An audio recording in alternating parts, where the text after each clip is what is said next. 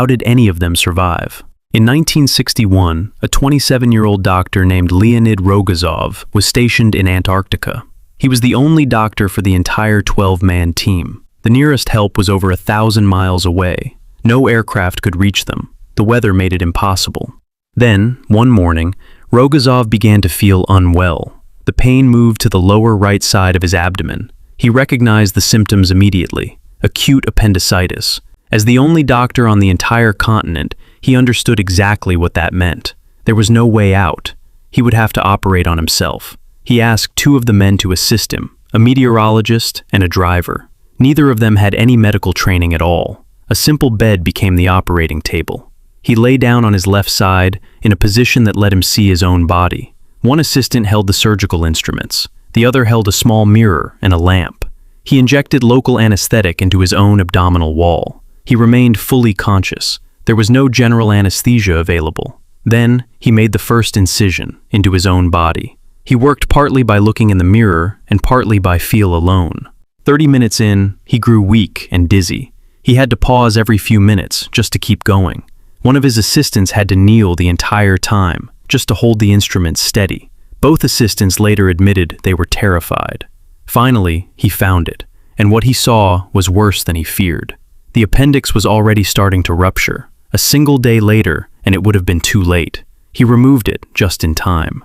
The entire operation took just under 2 hours. He closed the wound himself, and it was finally over. Within 5 days, his fever was gone. Within 2 weeks, he was back to his normal duties. He became a national hero, but he never once asked for the attention. In 2003, a 27-year-old hiker named Aaron Ralston was canyoneering alone in Utah. He hadn't told anyone exactly where he was going. He was exploring a narrow canyon deep in the desert, completely alone.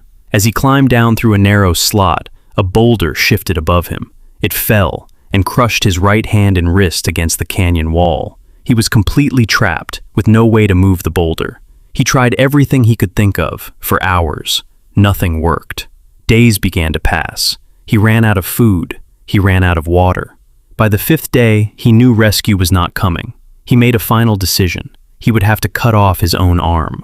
First, he had to break his own bones, just to free them. Then, using a small, dull, multi-tool knife, he began to cut through his own arm. It took him about an hour to fully amputate his own arm. When it was finally done, he was free. But he still had to hike out of the canyon and rappel down a 60-foot wall, alone. He then walked for several more miles, before finally being found by hikers. He survived, and he went on to keep climbing mountains for the rest of his life. Roy Sullivan was a park ranger at Shenandoah National Park in Virginia. Over the course of his life, he was struck by lightning 7 separate times. The first time, in 1942, he was hiding from a storm inside a fire lookout tower. Lightning struck the tower directly and hit him for the first time. He survived, with only a burned toe. In 1969, while driving his truck, lightning struck him for the second time. It knocked him unconscious, and the truck rolled off the road. The third strike hit him in his own front yard in 1970. By now, he had started to genuinely fear storms. It struck him anyway, right there in his own yard. In 1972, while working inside a ranger station, he was struck a 4th time. This time, his hair caught fire. He began carrying a can of water with him, just in case. In 1973, at a campground, he was struck a 5th time, and it threw him from his truck. Witnesses said they watched the lightning chase him across the parking lot.